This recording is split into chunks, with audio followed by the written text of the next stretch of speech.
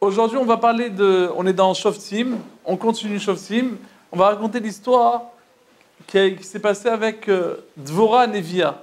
Hachem, comme ça, il écrit dans Tana de Beliaou, que Akadosh Baruch Hu, il a laissé la possibilité, et à un homme, et à une femme, d'être prophète, ou d'être prophète, ou d'être prophétesse. C'est-à-dire que même une femme, elle a le pouvoir de transmettre des messages d'Hachem.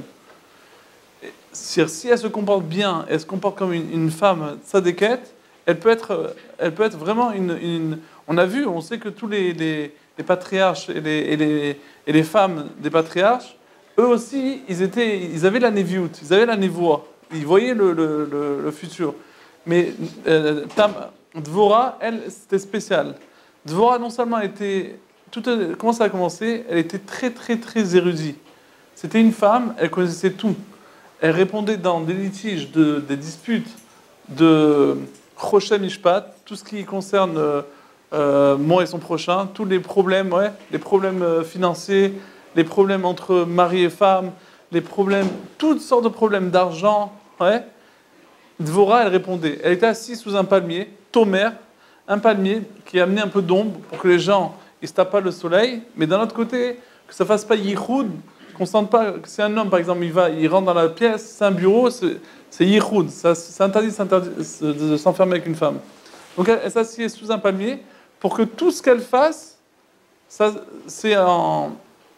visible. C'est du transparent, ce qu'on appelle. Il n'y a pas des enveloppes qui passent par là, qui passent par là. Tout est transparent. Tu peux même mettre une caméra et tout est transparent. Donc Dvorah, elle, son poste, c'était de répondre à toutes les questions.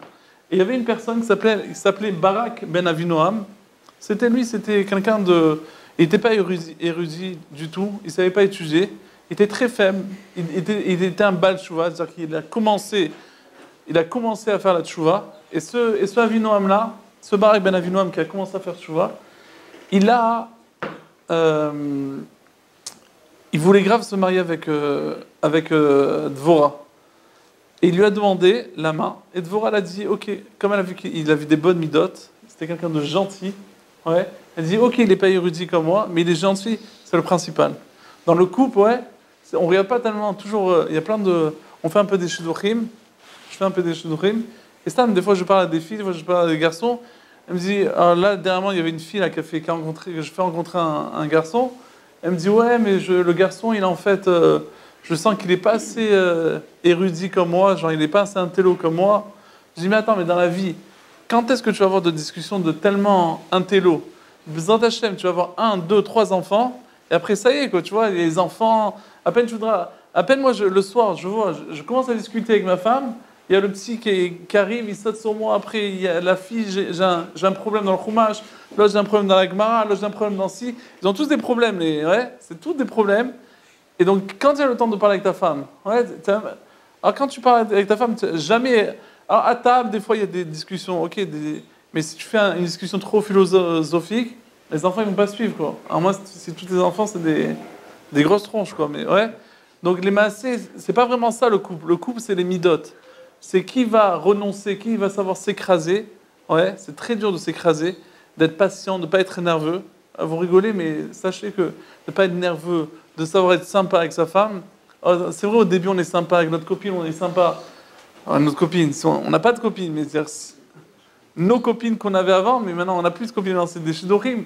Mais dire que tout ça, c'est un travail, mamache, de savoir être sympa. C'est sympa au début, mais quand tu vis avec quelqu'un constamment, d'être sympa, d'avoir le sourire, d'avoir la pêche, c'est un travail journalier. Rappelez-vous ça. C'est pas... Parce que tu vis avec quelqu'un. C'est plus genre je fais la grasse matinée, je fais ma vie.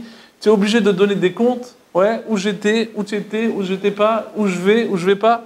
Tout. Et ça, c'est un travail, mamache, très très dur. C'est pas si facile que ça. C'est pour ça que Shlom Bayit, c'est quelque chose de... Vraiment... Celui qui arrive à s'arranger avec une femme, c'est quelqu'un d'heureux. Mais c'est très très dur. C'est pas facile, quoi. Si tu ne travailles pas tous les jours sur toi, c'est impossible. Et tu peux voir les gens, Tu vois, les gens qui travaillent, qui font du moussard, comment ils respectent leurs femmes. Et ceux qui sont dans le business, tout, ils jettent leur femme. Ouais, non, je voulais pas ça, c'est pas bon, t'as oublié du sel, t'as oublié le truc. La femme, elle s'est cassée la tête, elle a préparé un repas. Ok, il manque un peu de sel. Ben, mets-le, le sel, c'est besoin de le dire. Tu as tout cassé. Ouais. Après, ta femme, elle s'est habillée, elle est toute maquillée. Elle attend que tu vas lui dire, ouais, tu es belle. Et tu ouvres pas ta bouche. Et à la fin de la soirée, tu lui dis, mais pourquoi tu lui dis à la fin de la soirée? Elle a compris, tu vois ce que je veux dire? Il fallait le dire au début. Ok, donc c'est-à-dire que tu es qu'un profiteur. Donc en fait, tout ce que je dis maintenant, donc c'est, Dvorah, elle a dit, ok, il a des bonnes midotes, donc je me marie avec lui. Il s'est marié, et lui, son poste, il y avait le Beth Amikdash à ce temps-là, et son poste, c'était quoi? C'était de préparer les mèches pour le Beth Amikdash, pour allumer le candélabre de la menorah. C'était pas un Kohen. Vous savez que le Kohen, c'est lui qui allumait le candélabre. Tous les soirs, il allumait. Maintenant, quand il allumait, il est écrit dans le Rambam, les Maaseh, que l'allumage, il peut être fait même par un juif normal, même s'il n'est pas Kohen. Mais à Tavat Anerot, c'est-à-dire mettre de l'huile et mettre les mèches et tout, pas préparer les mèches, mettre de l'huile et mettre les mèches, ça c'est que le Kohen et personne d'autre. Mais l'allumage, même un zar, même une personne étrangère, il peut faire. Donc lui, ce qu'il préparait, c'était les mèches. Il préparait les mèches, et après il les donnait au Kohen. Le Kohen, il les mettait dedans avec l'huile. Et donc, lui, c'était son... Et Dvorah aussi, elle l'aidait à faire ça. Toute la nuit, quand les gens ils dormaient, toute la journée, elle répondait aux questions. Et l'après-midi, et le soir, elle préparait les mèches. Elle voulait que son mari, il ait un mérite de mitzvot. Donc, Bekitso, c'est ce qui s'est passé. Et voilà que Hachem, il a vu comment elle était tzadékette. Elle a dit, je vois que tu es une vraie tzadékette, et toi, tu vas avoir le mérite de sauver le peuple juif. Et à ce temps-là, il y avait un roi qui s'appelait Yehou, je crois. Et il avait un chef, un général d'armée, c'était Sisra. Et il avait 900 chars. Donc il gérait 900 chars. Ils avaient des grosses armes. Ils étaient armés jusqu'aux dents. Vraiment, c'était une armée très puissante. Hachem, il dit à Dvorah, il lui transmet, il dit, voilà, sache, je peux aller faire la guerre avec Sisra et vous allez gagner, ne vous inquiétez pas. Alors, Dvorah, elle transmet à son mari, elle dit à Barak, tu veux aller faire la guerre? Barak, il dit, écoute, moi j'ai un problème. Lui, Barak, il revenait du Beth Amikdash, vite, Dvorah lui a envoyé un messager. Le messager, il arrive, il dit, ouais, ta femme, elle t'appelle, viens sous le palmier. Et voilà qu'elle lui dit, dès qu'elle a vu venir, bien sûr, elle s'est levée vers lui pour lui faire du kavod. Et voilà qu'elle lui dit, voilà, Dieu m'a ordonné d'aller faire la guerre contre Sisra et son roi. Elle dit, moi, je vais faire l'armée? Oui. Alors, rassemble 10 000 personnes, 10 000 juifs, et vous allez faire l'armée. Barak, il a dit, ok, mais comment moi je veux rassembler? Qui je suis? Je ne suis pas commercial, moi. À peine je parle. Je ne suis pas érudit comme toi. Si toi tu viens avec nous, ça va amener du monde. Mais si moi je veux venir, personne ne va me suivre. Donc Dvorah a dit, bon, ok, alors tu n'auras pas le mérite de toi-même de tuer Sisra, ça va être une femme qui va tuer Sisra. Donc dès que le peuple juif, Barak, il a rassemblé 10 000 personnes, il commence à venir pour se préparer pour la guerre. Le service secret de Sisra, il entend qu'il y a les juifs, Barak et les juifs, ils ont décidé d'attaquer, et Dvorah, ils ont décidé d'attaquer. Sisra, il rigole, il dit, mais ils sont malades ceux-là. Il rassemble tous les 900 chars, il dit, on va les défoncer, mais une fois pour toutes, on va les éclater. Il rassemble tout le monde, et voilà que donc il se prépare pour la guerre. Et tu vois pas que Hachem, il fait un S, il envoie un ange comme ça, un ange avec une épée, il commence à bouger l'épée comme ça, et les soldats, ils voient ça, ils commencent à avoir la trouille, parce que tu vois pas un soldat normal, tu vois un ange. Ils ont commencé à se sauver de tous les côtés, et tous les juifs, dès qu'ils se sauvaient, ils couraient derrière lui, ils le tuaient, etc. Ça partait dans tous les sens. Et non, vraiment, et Sisra, qu'est-ce qu'il a fait? Sisra, lui, il a profité, il a dit, qu'est-ce que je fais? Il s'est sauvé, mais pas du côté que tout le monde s'est sauvé, il s'est sauvé d'un autre côté. Il est allé dans une tente de Yaël. Et il a dit, là-bas, on ne va pas me trouver parce que ils sont de mon côté. Mais là, il n'a pas capté que Yaël, son mari aussi, il s'était mis du côté de Barak ben Avinoam. Donc Yaël, elle lui dit, oui, bonjour, rentre dans ma tente, tu veux boire du lait, tu veux le truc? Yael, il y a écrit qu'elle a pris, bien sûr, quand ils sont rentrés dans la tente, ils ne sont pas juste regardés, ouais, ils voulaient des relations, même qu'il était en train de se sauver. Il y a écrit dans le Midrash, il a eu 7 relations avec elle, 7 fois des relations, jusqu'à qu'il était effondré, il était éclaté. Ouais. Après qu'il était fatigué, elle lui a fait boire encore du lait. Elle a pris le pieu de la tente, qui tenait toute la tente. Elle lui a rentré dans la nuque. Hein? Voilà, et elle a pris. Il est mort. Et Barak, il cherchait de tous les côtés où il était Sisra. Il rentre dans la tente. Et il dit, qui tu cherches? C'est celui-là que tu cherches? Elle monte le pied avec une tête. C'est celui-là que tu cherches? Je dis oui. Et voilà qu'ils ont commencé, dès qu'ils ont réussi à faire ça, ils ont remis tout en question, ils ont tué tout le monde, et pendant 80 ans, ils étaient tranquilles. Et pendant 40 ans, je ne me rappelle plus, entre 40 ans et 80 ans, ils étaient tranquilles. Ça, c'était après l'histoire, ça, c'est l'histoire de Sisra. On connaît l'histoire de Sisra. Pourquoi Bémet a eu cette relation? Alors, ce n'est pas des relations pour s'amuser. D'après la Kabbalah, c'est cette relation. Chaque relation, c'est pour enlever la force du mal. Et à côté de ça, il y a écrit que la mère de Sisra, elle était au balcon, elle attendait son fils qui revenait de la guerre. Et en fait, Sisra, avant de partir à la guerre, il a demandé à ceux qui savaient comprendre dans les étoiles, à ceux qui regardaient les astres, je vais gagner ou je ne vais pas gagner. Ils lui ont dit qu'il va perdre. Mais quand même, il a dit, je suis obligé d'aller, je ne peux pas me laisser faire. Peut-être que ça va changer et je vais gagner. Donc il a perdu, et sa mère, elle pleurait, Sisra. Elle pleurait, et quand il y a écrit qu'elle pleurait, il y a écrit qu'elle a fait Yébaba. Yébaba, c'est un pleur. Grâce à ça, on sait que le chauffard, parce que dans le chauffard, il y a écrit qu'il faut sonner le chauffard. Ouais. Qu'est-ce qu'il faut faire? Rosh Hashanah, il faut sonner Teroua. Troa, on ne sait pas c'est quoi. Le Targum Onkelos, il traduit c'est quoi? C'est quoi Teroua? C'est Yébaba. Yébaba, c'est quoi? Yébaba, on ne sait pas c'est quoi Yébaba. On tape dans Google, c'est quoi Yébaba? Pas de traduction. La seule chose qu'on a trouvée, c'est qu'on voit dans la mère de Sisra, elle a fait Yébaba. Et on sait que la mère de Sisra, Yébaba, c'est-à-dire qu'elle a pleuré. Donc on sait déjà que Yébaba, c'est un pleur. Donc ça nous a aidé. Que le son de la Troa, il faut le faire en sorte de pleur. Après, on ne sait pas si le pleur, il est un pleur constant ou un pleur avec des arrêts comme ça. C'est pour ça qu'on fait toutes les combinaisons. Mais en fait, Minatora, on doit sonner 3 sons. En fait, ça fait 9, quoi. On doit faire Teroa 3 fois, accompagné d'une Kia avant, de Kia après, ça fait 9. Mais comme on ne sait pas c'est quoi 3, on arrive à 30 et après on arrive à 100 pour des autres raisons. Ouais, ça c'est la mère de Sisra, ça c'est l'histoire en gros. On voit dans Psachim que la Dvorah, à un moment, elle s'est un peu enorgueillie. Et voilà que Hachem, il lui a enlevé la névoie. Dès qu'elle a senti ça, de suite elle a fait tchouva. On voit que l'orgueil, il est important.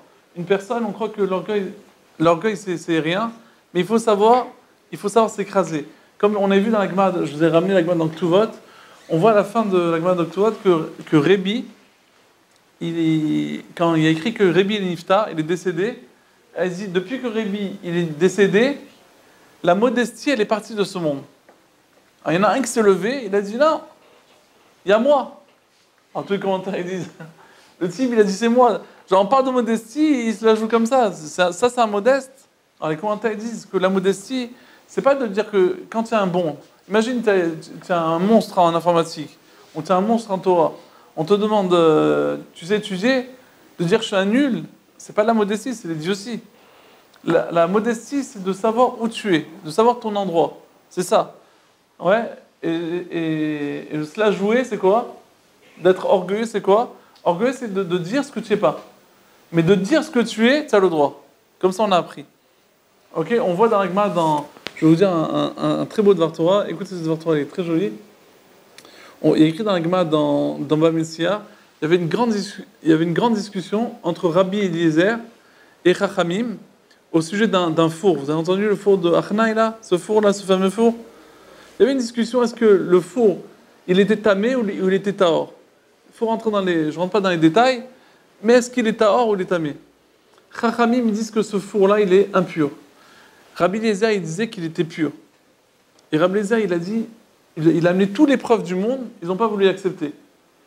Il a amené des preuves de là, du Rambam, de ci, de ça. Ouais, pas du Rambam, mais... Et ils n'ont pas voulu l'accepter. Jusqu'à qu'il s'est énervé, il a dit, regarde, tu vois ce caroubier là? Si le caroubier fait marche arrière 400 mètres, c'est une preuve que la halakha elle est comme moi. Alors, ils ont dit, on n'amène pas une preuve. Alors, le caroubier, tu vois pas, il a fait marche arrière. Ils ont dit, on n'amène pas une preuve du caroubier. Bon.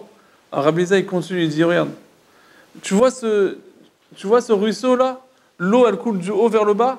Si l'eau elle remonte du bas vers le haut, c'est une preuve que c'est moi qui ai raison. La halakha elle est comme moi.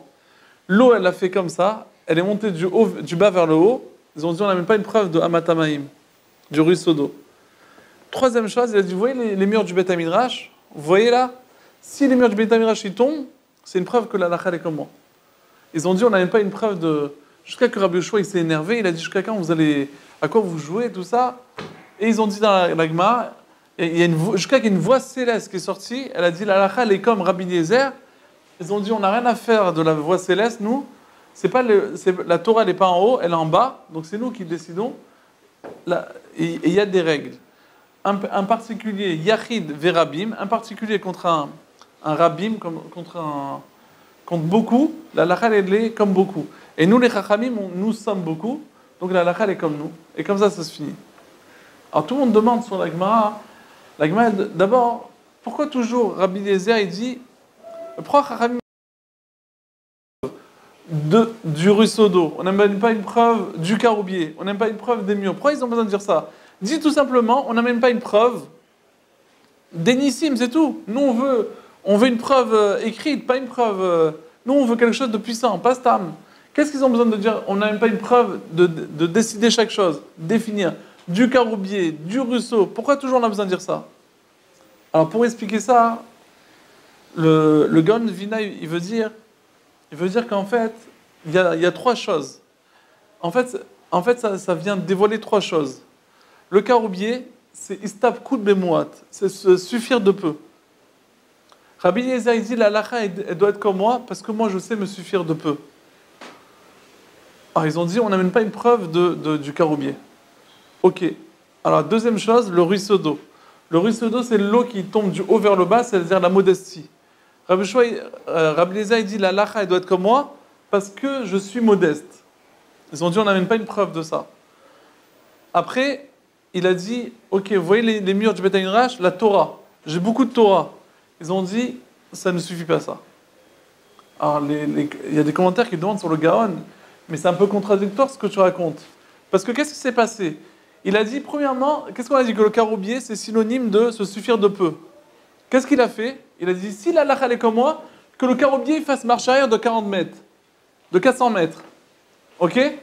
Et qu'est-ce que le caroubier, il doit montrer? Se suffire de peu.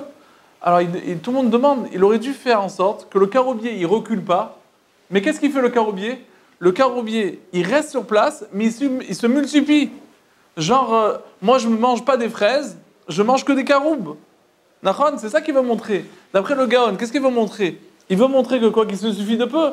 Donc, qu'est-ce qu'il aurait dû faire le caroubier? Il n'aurait pas dû reculer. Il aurait dû rester à sa place et se multiplier pour montrer, genre, moi je ne mange pas des ananas, je mange que des caroubiers. Deuxième question, le ruisseau d'eau. On a dit que le Gaon, il dit que le ruisseau d'eau, il fait allusion à quoi? À la modestie. Alors qu'est-ce qu'il dit? Que l'eau, elle remonte vers le haut, mais c'est la gava au contraire quand on remonte vers le haut. C'est lever la tête, c'est la gava. Donc si vraiment il voulait montrer qu'il était modeste, il aurait dû faire un miracle, que l'eau elle tombe fort par exemple, mais pas qu'elle remonte vers le haut, parce que remonte vers le haut c'est la gava. Troisième chose, les murs du Beth Midrash. Qu'est-ce qu'il dit?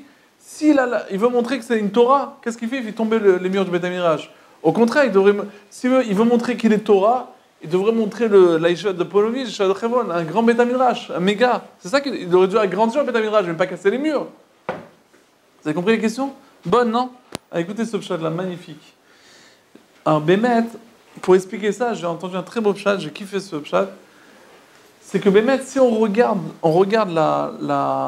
l'histoire, sur Tarabénou, si on regarde l'histoire de Rabbi Eliezer, ouais, tout dans sa vie, on remarque comment il a commencé. Au début, il n'était pas religieux, et son père, c'était un gros businessman. Et son père, il voulait grave qu'il travaille dans son business. Et qu'est-ce qu'il faisait? Ouais.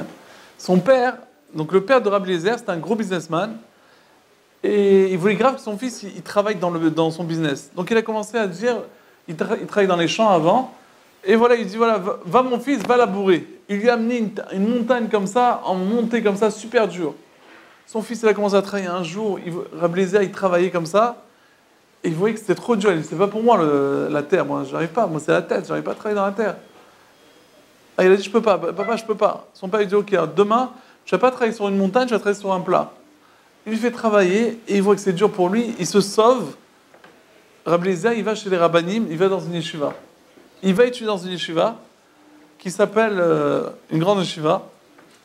Et voilà que quand il étudiait dans cette yeshiva, il n'avait pas un sou. Ad Kedekar, il y a écrit comme ça qu'il y avait, d'un coup, dans le Beth Midrash, il y avait une odeur, on sentait une haleine, mais une haleine de chacal, comme on dit en Marseillais. Vraiment une haleine très puissante. Ils ont dit, il faut se renseigner, c'est qui sent cette haleine-là?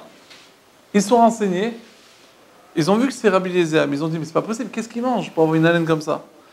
Ils l'ont suivi, et ils ont vu que qu'est-ce qu'il mangeait?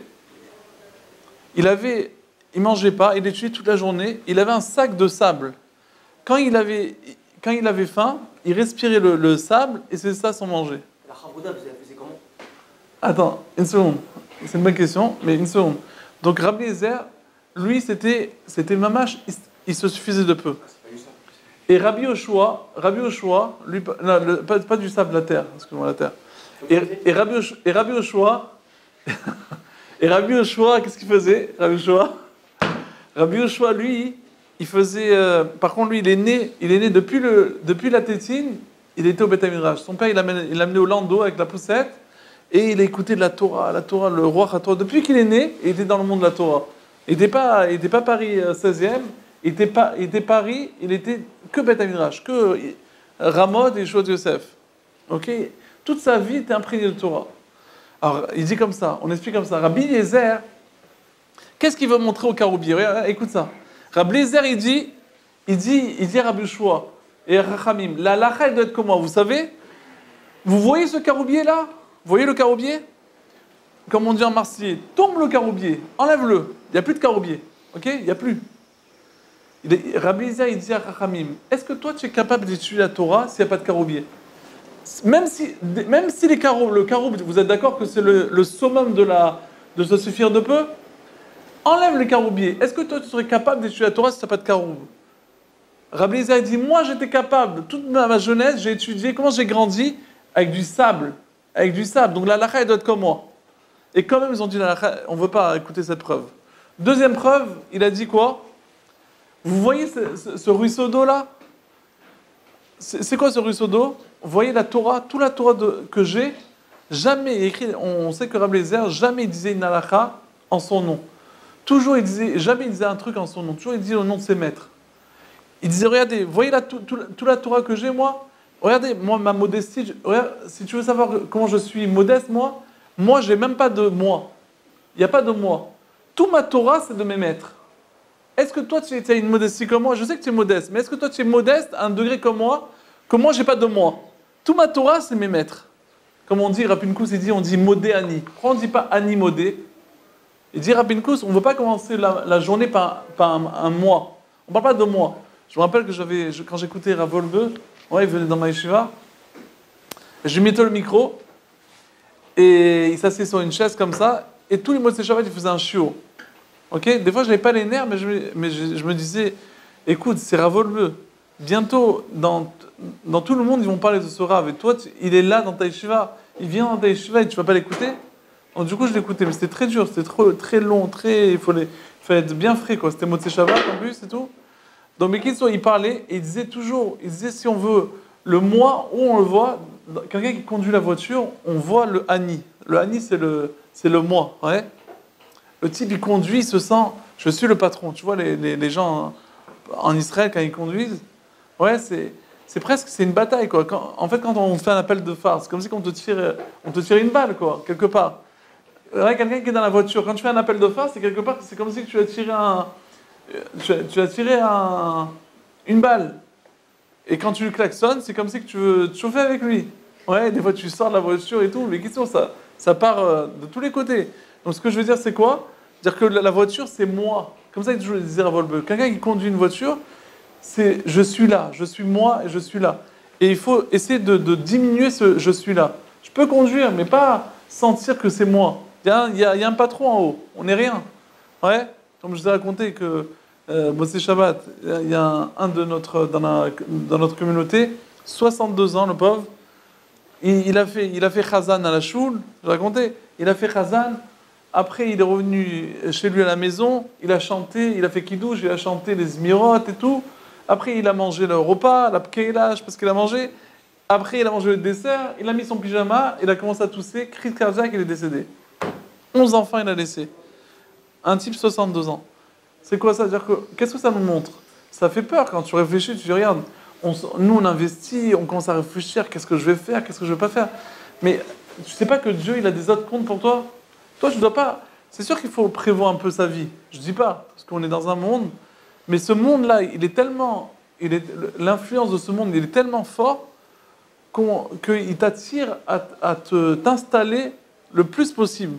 Je vais acheter une maison, et encore une deuxième, après une troisième, une quatrième, une cinquième. Mais à quoi ça sert tout ça? Ok, tu as des enfants, tout ça, mais est-ce que c'est pour tes enfants que tu fais ça? À quoi ça sert? Tout ça pourquoi? Hachem, il peut te prendre à 30 ans, à 40 ans, à 50 ans, que nous tienne jusqu'à 120 ans, ouais, Bezrat Hachem. Mais c'est-à-dire qu'on ne peut pas faire tellement de projets. On n'est pas les patrons du monde. Donc, bref, je finis. Le troisième cas, c'est quoi? C'est les murs du Beth Midrash? Écoutez bien ça. Les murs du Beth Midrash, Rabbi Eliezer, il dit à Rabbi Shua, il dit regarde, la halakha, elle est comme moi. Tu sais pourquoi la halakha est comme moi? Parce que moi, je suis un patron dans la Torah. Mais il lui dit, mais ça veut dire quoi, tu es un patron? Mais moi, depuis que je suis petit, depuis que j'ai la tétine, mon père, il m'a amené au Beth Midrash. Il dit, oui, mais c'est ça le problème. Enfin, c'est un problème. Il dit, regarde, moi, c'est quoi les murs? C'est tombe le Beth Midrash. Il n'y a plus de Beth Midrash. On est Paris 16e, on est à Vegas. Est-ce que toi, tu aurais été prêt? Est-ce que tu aurais pu étudier la Torah ou partir en boîte de nuit? Moi, même avec toute mon éducation qui était contre la Torah et tout ça, je suis devenu ce que je suis devenu. Donc la halakha, elle doit être comme moi, parce que c'est vrai que toi, tu as été pris depuis le début, et tu as plus de Torah, etc., etc. Ben, c'est ton père, il t'a amené depuis la tétine. C'est vrai. Mais moi, même avec l'influence de tout le monde, j'ai réussi à trouver la direction et choisir ce monde-là. C'est ça ma force. Et comme la Gemara dit que la halakha n'est pas comme elle. Donc on voit, c'était en parenthèse avec Dvorah, je dis que Dvorah, à un moment, elle a eu un peu de gava, elle a eu un peu d'orgueil. De suite, Hachem lui a montré, il lui a enlevé la prophétie, elle a compris, et de suite elle a fait tchouva, et c'est bien passé. Donc Hachem, il a écrit dans la Gemara dans Sota, que même un Talmid Chacham, il a le droit d'avoir un huitième de gava. C'est-à-dire la gava, c'est quelque chose qu'Hachem, quelque part, une personne qui est orgueilleuse, il repousse Dieu. Dieu, quelque part, il veut avoir une place dans ce monde, mais si tu te la joues, par exemple, il y a écrit qu'il faut faire attention de ne pas trop marcher la tête haute comme ça. Genre, c'est comme si tu repousses tu promets la kippa aussi. La kippa pour se sentir qu'il y a quelqu'un au-dessus de nous. Ouais, c'est pas ça la vraie raison, mais c'est une des raisons, c'est pour sentir qu'on n'est pas les patrons. Ouais, quand tu enlèves la kippa, tu te sens libre comme ça, tu te sens en vacances. Quand tu n'as pas la kippa, enfin, celui qui met toujours la kippa, il a le sentiment que dès qu'il enlève, il est libéré comme ça. Il se sent waouh. Comme si que quand tu es en vacances, tu sens je suis libre. C'est comme si que tu peux tout faire. C'est ça le problème. Et nachon ou pas? Et la kippa, ça te met une pression quand même. C'est ça le but de la kippa. La kippa, ça te met la pression et ça te rabaisse un peu. Il faut savoir baisser la tête, pas avoir la tête. Il y a écrit avec Mike, il faut pas marcher la tête haute comme ça. Il faut un peu baisser la tête. Pas être tordu, quoi, mais pas se la jouer. Pas montrer que, genre, voilà, celui-là, il marche la tête comme ça, genre, pour qui il se prend. Parce que tu repousses la shrina. Ça, c'est la première histoire. Je passe à la deuxième. On est toujours dans Shoftim. Et ça, c'est l'histoire de Gidon. C'est très joli aussi. Après que Dvorah et Barak ils sont décédés, encore les Bnei Israël, ils ont fait la catastrophe. Ils ont commencé à pécher. Ils ont commencé à faire la Avodah Zara. Et quelle Avodah Zara? La Avodah Zara de Baal. C'était quoi Baal? C'était pour faire un autel, un misbéach, mais pas pour Dieu, pour un idiot, ouais, pour la Avodah Zara. Et aussi faire des arbres d'Avodah Zara, ouais, des arbres de Noël, etc. Faire plein de choses qui sont contre la volonté divine. Ok? Donc Hachem, il attendait encore une fois que les Bnei Israël, ça venait d'eux, qu'ils fassent tchouva. Et à un moment, ils ont eu beaucoup de... Les Midianim, Avant, avec Ehud Ben Gera, c'était Moab. Maintenant, c'est les Midianim qui commencent à attaquer les Juifs. Les Midianim, ouais, Moshe, Yitro et de Midian. Les Midianim, ils ont commencé à être très méchants avec les Juifs. Ils allaient dans leur terrain, ils leur ravageaient toute leur récolte. Dès qu'ils poussaient une récolte, ils la ravageaient. Donc les Juifs, ils étaient en mode famine. Qu'est-ce qu'ils faisaient les Juifs? Ils essayaient de cacher dans un trou, ils creusaient dans la terre, ils mettaient toute leur récolte. Mais si ils avaient le malheur qu'un Midian, il le voit, qu'il a caché ça, il venait, il lui faisait flamber tout son terrain, et tout le trou, et toute la récolte. Et voilà qu'on raconte qu'il y avait le père de Gidon, c'était... son père, il s'appelait Yoash. Son père, il s'appelait Yoash. Et Yoash, aussi, il faisait la Vodazara. Et les Juifs, ils ont décidé de faire tchouva. Mais en fait, ils ont fait tchouva, mais ils n'ont pas fait vraiment tchouva, parce qu'ils faisaient encore la Vodazara. Donc, écoutez ça, c'est très belle cette histoire. Yoash, il arrive, il était dans son balcon, il commence à prendre la récolte, il la jette pour séparer le mauvais et le bon. Et voilà qu'il a très peur qu'un Midian, il va le voir, il va venir lui prendre et le fracasser. Et à ce moment-là, son fils s'appelle Gidon, une baraque comme ça, il arrive, il voit son père, il dit: regarde papa, si les Midianim vont venir, toi tu es vieux, ils vont te fracasser, tu ne pourras pas te sauver, et ils vont te fracasser, et te frapper, et te prendre ta récolte. Donc, rentre dans la maison, et moi je te fais le travail. Et le père, ça lui a fait beaucoup de nachad, de bien, de voir son fils réagir comme ça. Il a dit: ok, je suis d'accord. Et c'est ce qu'il a fait. Quand Hachem, il a vu cet acte-là, il a dit: c'est lui qui va être ce Gidon-là, bien qu'il n'était pas fils de fils. Ouais. De là, on apprend que, mon père, il est même pas religieux, et comment je vais être un bon dans la Torah, alors que mon père, il n'est pas du tout ça. Au contraire, souvent, les enfants, ils ont entraîné leurs parents, sachez. Ouais, moi, je connais quelqu'un, je ne dirais pas le nom, et son père, il faisait rien de la religion, et son fils, il a décidé, le jour de la bar mitzvah, il a mis les tefilines, et il a aimé l'histoire. Ok, donc il allait à la tefila. Maintenant, comme il allait à la tefila le matin à Paris, il allait tout seul, le père, il ne voulait pas le laisser tout seul. Il dit: mon fils, il va aller tout seul le matin, à 7h du matin, il se lève avec les gens qui ne sont pas gentils. Ouais, on peut pas laisser tout seul. Donc, qu'est-ce qu'il a fait? Il l'accompagnait. Et il restait à la synagogue comme un idiot. Son fils, il mettait il faisait la prière, et lui, il le regardait comme un idiot. Après, son père, il a dit: mais quand je veux rester un idiot? Si déjà je viens à la prière, que je la fasse. C'est débile de venir à la prière. C'est vraiment, ok, tu n'as pas envie, mais si déjà tu es là, fais-la. Donc il a commencé à faire la prière. Après, il s'est intéressé. Son fils, il a étudié la Torah. Lui aussi, il a étudié la Torah, etc. Et maintenant, c'est des familles de religieux, etc. Et c'est tous des religieux dans la famille. Et les enfants, les petits-enfants, Baruch Hashem, tous dans la Torah. Et tout ça, c'est à cause de quoi? Du fils. Donc sachez que celui qui fait tchouva, non seulement vos parents, mais vos frères et sœurs. Ok, si vous avez fait tchouva, c'est super. Et faites tchouva aussi à vos sœurs. Bientôt le Mashiach, il arrive, il faut leur expliquer. Hier, j'étais au mariage, je vous dis, il y avait au moins une centaine de gens de Tel Aviv, des jeunes comme ça. J'aurais bien aimé savoir où ils habitent, tout cela, tous ces jeunes-là, parce que je n'ai pas pu les brancher tant que la musique, on ne peut même pas leur parler. Mais il y en a un, j'ai chopé, il m'a dit Tel Aviv. Et je te dis qu'il y a tellement de travail à faire dans ce Tel Aviv-là. Combien de Français, de jeunes comme ça, tous des frais comme ça. Et quand on est frais, malheureusement, on ne fait pas des choses toujours bien. Et ces gens-là, leur mettre un peu de Torah, toutes ces générations, que si tu ne vas pas leur inculquer un peu de Torah, ça va partir ils vont se marier avec des femmes pas religieuses, des enfants, ils ne vont pas être religieux, etc. Ça va continuer. Ouais, c'est dommage. Alors qu'avant qu'ils se marient, tu prends les garçons, tu prends les filles, tu leur parles un peu, tu les fais bouger, et au moins ils vont travailler, c'est pas grave. Mais au moins, ça va être une maison de Torah. Ils vont faire Tarat HaMishpacha. C'est quoi Tarat HaMishpacha? Que la femme, elle va au mikvé. Ouais, il y a combien de couples français, les parents, ils vont pas au mikvé? Ouais, c'est-à-dire que la femme, elle a eu ses règles. Ouais, après qu'elle a eu ses règles, elle doit faire un processus. Et après, elle va se tremper. Si elle ne s'est pas trempée, le mari n'a pas le droit d'aller avec elle. Ok? Et combien de gens, ils ne respectent pas ça? Et le mari, il va. Et c'est carette. C'est retranchement. Hachem te retranche. Ouais, tu peux faire tchouva, mais c'est-à-dire que c'est grave. Et combien de gens, ils ne savent même pas qu'il y a ça? Ils ne savent pas qu'il y a ces choses-là. Ils se marient, ils font des couples, et ça continue comme ça. C'est dommage. Donc, bref. Donc les gens, comme je dis, donc ce Gidon-là, il a vu que ça partait Hachem, il a vu qu'il ne faisait pas vraiment de tchouva, mais il a dit, ok, mais quand même, je vais envoyer un délivreur qui s'appelle Gidon. Donc il dit à Gidon, comme il voit il était respectueux avec son père, il lui dit, c'est toi qui vas délivrer le peuple juif. Il commence à lui parler, c'est un malach, un ange, il se dévoile à lui. En monsieur, il ne savait pas Gidon que c'était un ange. Au début, le monsieur, il dit, regarde, je suis envoyé d'Hachem, et je sais que tu es un fort. Et alors Gidon dessus, il dit, ouais, mais envoyé d'Hachem, ok, mais Hachem, qu'est-ce qu'il fait là? Il nous laisse en catastrophe. Les Midianim, ils ne s'arrêtent pas d'être méchants avec nous, de nous frapper. Ouais, il n'arrête pas d'être méchant, de nous brûler, on a la famine, on a tout. Jusqu'à quand? Ok, on fait un peu d'avérote, mais il peut être sympa avec nous.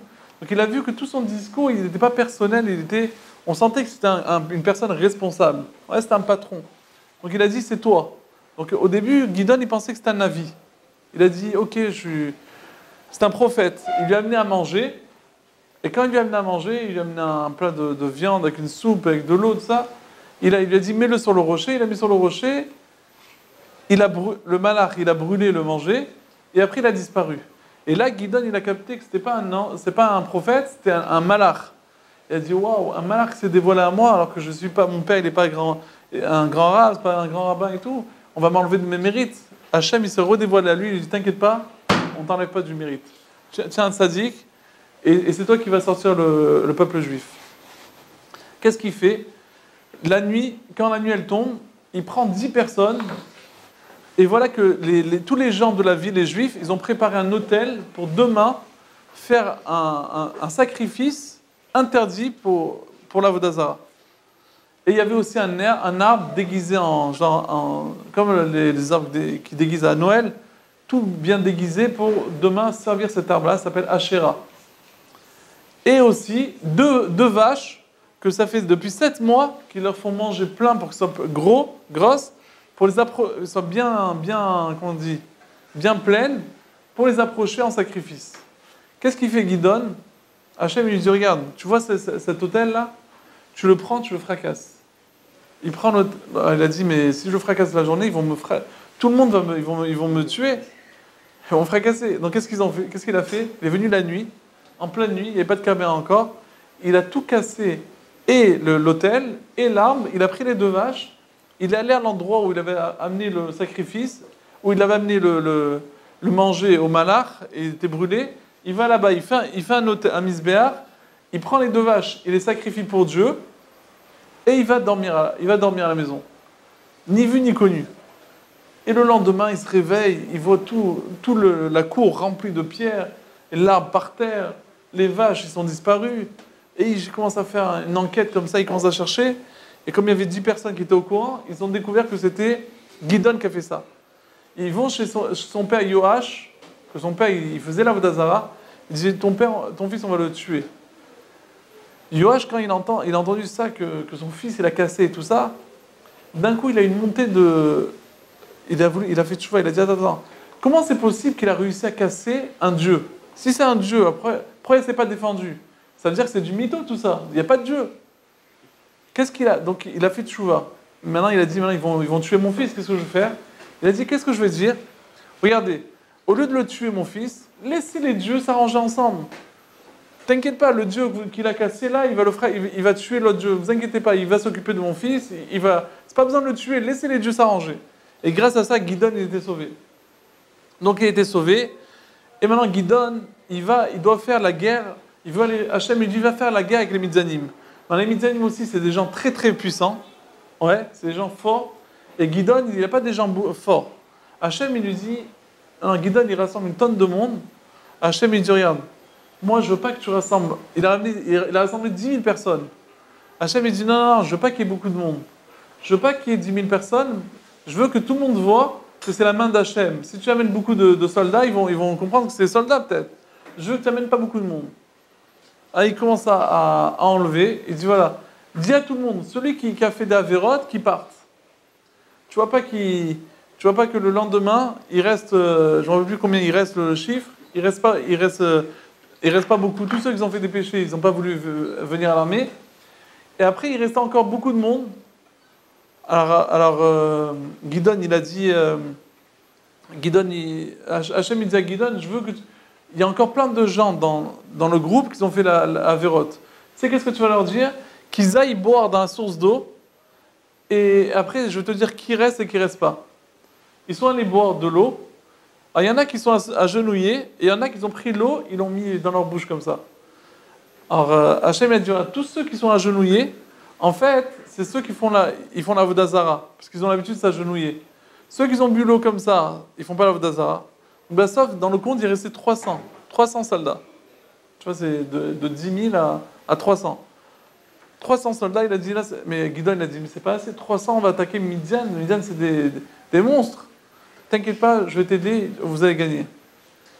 Et pour mettre confiance à Gideon, Hachem il dit à Gideon, regarde, rentre en discret à Midian et va écouter ce qu'ils disent là-bas et ça tu vas te sentir bien.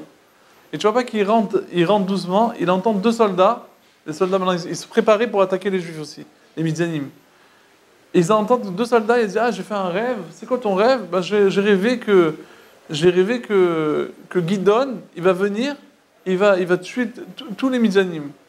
Quand il a entendu ça, Gideon, il a dit ça y est, c'est bon. Mais Gideon avant ça, il a demandé deux signes.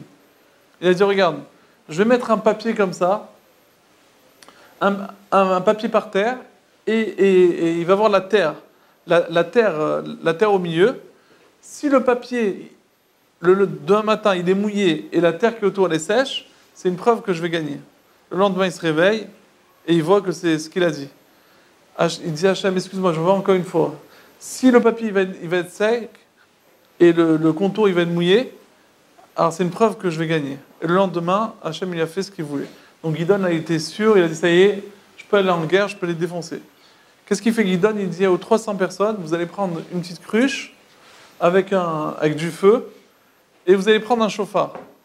Ils sont arrivés comme ça, les 300 avec Gideon, ils commencent à sonner du chauffard, tout ça en même temps, à taper avec les cruches et avec des torches de feu. Et ça fait du balagan, ça fait très peur aux gens de Midian. Et tous les gens de Midian, ils ont commencé à se sauver comme ça, quand ils étaient pris un peu en lâcheté comme ça. Ils sont partis un peu, ils sont écrasés en même temps, c'était la foule. Ils sont tués, ils sont entretués. Et ils ont commencé à tuer tout le monde. Et jusqu'à que Gideon, il a tué le roi. Les 300, ils ont tué les deux généraux. Et aussi, après Gideon, il a dit aux gens à côté, des Juifs qui habitaient de Ephraïm, de la tribu d'Ephraïm qui habitaient à côté, tous ceux qui sont sauvés, tous les gens de Midian qui sont sauvés, allez les tuer. Et ils ont fait toute la guerre et comme ça c'est fini, ils ont tué tous les Midianim. Tout ça, on apprend que Hachem, ce qu'il veut, c'est que tu fasses la volonté divine. Dès que tu fais la volonté divine, alors Hachem, il te fait gagner.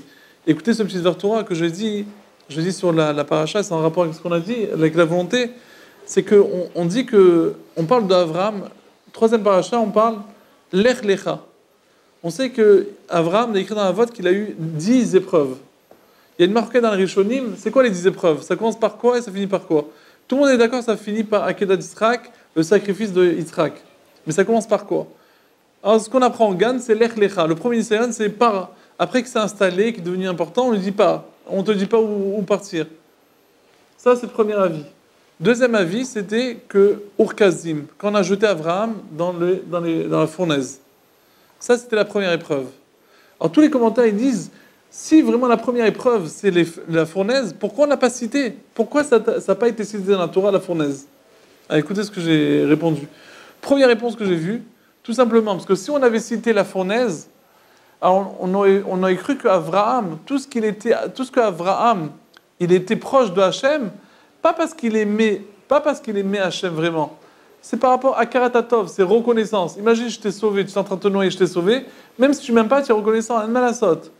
Ouais, donc si on avait écrit la fournaise, ça aurait abaissé de l'amour qu'on a à Avraham vis-à-vis de Dieu. Première réponse. Deuxième réponse qu'on a dit, et ça c'est une bonne réponse, le Meshach Chochma, il ramène, il dit que, le Rambam, il dit qu'un non-juif, il n'a pas le droit de mourir pour Hachem, à la Kiddush Hachem, il n'a pas le droit de se tuer.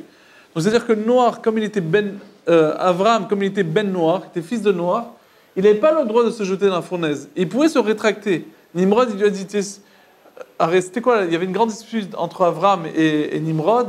Avram, il avait son avis, c'était Dieu. Nimrod était contre Dieu. Alors, Avram, il a ouvert plein de Beth Midrashot et tout ça, il s'est agrandi. Et la goutte qui a fait déborder le vase, c'est quand Avram, il a cassé tous les idoles de son père. Ouais, vous connaissez l'histoire. Avram, il tenait le magasin, il a cassé tous les idoles. Après, il a mis le bâton dans la grande idole, sur la grande idole. Et son père, il lui dit, qu'est-ce qui s'est passé? Il dit, la grande idole, il y avait une femme, elle a amené à manger. Et ils sont tous disputés. La grande idole, elle a pris le bâton, elle a cassé tous les petits idoles.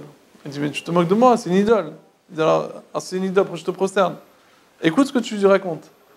Et voilà, son père, il a amené, Nimrod, il a entendu, il a pris, il a dit, on te jette dans la fournaise, ou bien tu te rétractes, tu fais la Bazara. Donc en fait, Abraham, il aurait pu se rétracter, il n'avait pas le droit de mourir, de se jeter. Mais là, c'est là le point. Pourquoi Abraham, il s'est jeté?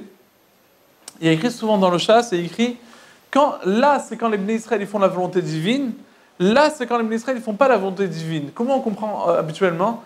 Quand ils font la volonté, ils font les mitzvot. Quand ils font pas la volonté, ils font des averot. Alors j'ai entendu le Meshach Choma, il dit non, c'est pas ça le pshat. La volonté, il ramène une histoire avec deux rois. Un roi, il a demandé à ses serviteurs, amenez-moi un seau d'eau. Alors il y a un serviteur qui lui amène un seau d'eau. Le deuxième, il lui dit, attends, mais si le roi il m'a demandé de lui amener un seau d'eau, c'est-à-dire qu'en fait peut-être qu'il veut se laver. Donc il a amené le savon, il a amené la brosse, il a amené un verre d'eau, il a dit, je ne sais pas ce qu'il veut. C'est-à-dire que c'est quoi la différence entre le premier et le deuxième? Un, il a fait la volonté du roi, et l'autre, il a fait le commandement du roi. D'accord? La même chose pour les mitzvot. Écoutez ça. Sukkot, tout le monde arrive avec son kit. Ouais, Benjamin, je finis avec ça. Benjamin, tout le monde arrive avec son kit d'arba minime. Le jour de Sukkot, tous avec son étrog, loulav et l'arba minime. C'est quoi la différence? Il y en a un que depuis le début des louls, il s'est pris la tête, mais où je vais acheter le étrog? Comme s'il achetait un appartement. Où je vais acheter ça, le étrog, le loulav, il apprend tout la lachod, il s'inquiète, il peut au cham. Jusqu'à qu'il arrive à trouver le bon étrog, le bon loulav, le bon hadas, la bonne arava. Il y a le deuxième, la veille de Sukkot, à 2h du matin, il va chez les chassidim là-bas, il va vite, mince, il dit à sa femme, purée, j'ai pas acheté le loulav, le truc, il achète, tac, tac. Le premier jour de Sukkot, tout le monde à la synagogue, on a tous le loulav et l'arba minime. C'est quoi la différence? Un, il a fait l'accomplissement d'Hachem, et l'autre, il a fait la volonté divine. Celui qui s'est inquiété, qui s'est pris la tête, lui, il a fait la volonté divine. Ouais, c'est plus important. Il dit que Abraham, il savait que c'est vrai que je fais une avéra d'un côté. Je n'ai pas le droit de me jeter. Mais il savait que par rapport à son amour à Dieu, il savait que Dieu, il attendait ça de lui. Il savait que même qu'il faisait un péché, mais il savait que la volonté divine, c'est qu'il fasse ça. Donc Abraham, il s'est jeté dans la fournaise pour accomplir la volonté divine. C'est pour cela qu'on n'a pas inscrit, tout le monde demande pourquoi on n'a pas inscrit dans la Torah le nes de Urkazim. Alors dans la Tfila, le seul nes qu'on parle, c'est Urkazim, dans Vaïvar David. On ne parle pas de Akedat Yitzhak, c'est avant la Tfila. Mais dans la Tfila, la seule chose qu'on parle, c'est la fournaise. Après, on n'a pas inscrit dans la Torah. La réponse, on ne peut pas inscrire d'Avera dans la Torah. C'est que ceux qui ont des niveaux comme Abraham qui peuvent se permettre. Mais nous, qu'on a on n'a pas le niveau d'Abraham, on fait que le commandement, mais on ne fait pas la volonté divine, on ne pouvait pas inscrire ce nes Urkazim en tant que nes. Chazak Baruch, à la semaine prochaine.